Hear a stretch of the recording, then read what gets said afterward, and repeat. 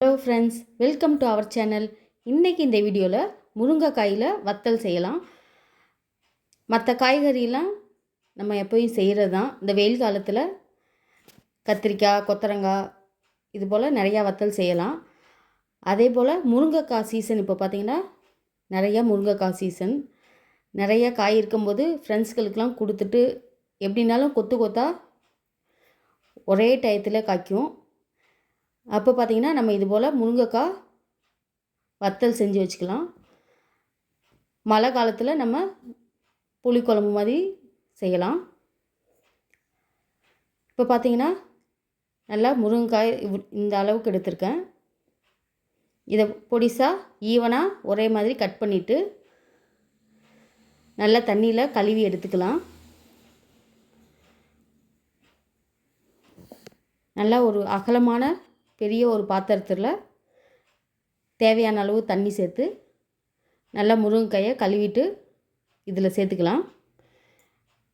இது போல் அகலமான பாத்திரத்தில் வேக வைக்கும்போது ஒன்றோடு ஒன்று உடையாமல் வரும். கொஞ்சம் சின்ன பாத்திரத்துலாம் குறுகலான இதில் வச்சோம்னா கீழே வந்து மேலே வந்து வேகாமல் இருக்கும். இதுக்கு தேவையான அளவு கல் உப்பு சேர்த்துக்கிறேன். 1 ஸ்பூன் அளவுக்கு மஞ்சத்தூள், 1 ஸ்பூன் அளவுக்கு மிளகாத்தூள், இது எல்லாத்தையும் சேர்த்து நல்லா கிளறி விட்டுடலாம். வேகும்போது போட்டு கிளறக்கூடாது.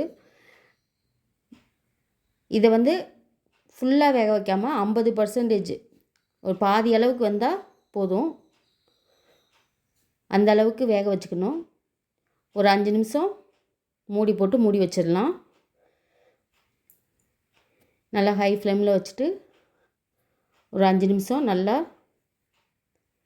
வேகும்போது நல்லா இந்த போல் ஒரு அரை பக்கம் வெந்துருச்சு. இந்த அளவுக்கு வெந்தாலே போதும். அப்போ தான் முருங்கைக்காய் வந்து உடையாமல் முழுசாக இருந்தால் தான் நல்லாயிருக்கும்.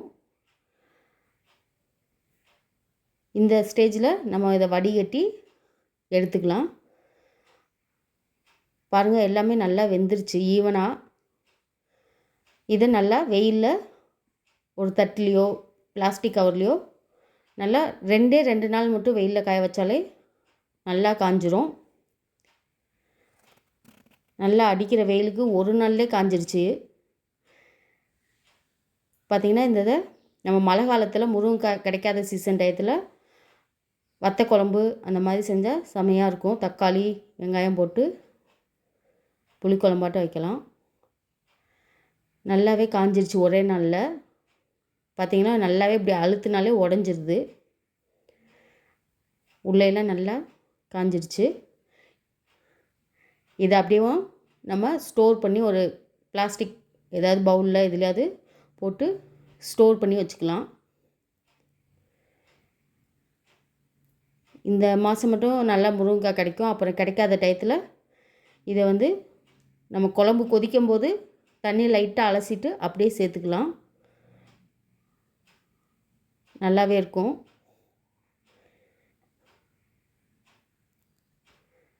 உங்களுக்கு முருங்கைக்காய் இது போல் நிறையா கிடச்சதுன்னா செஞ்சு பாருங்கள்.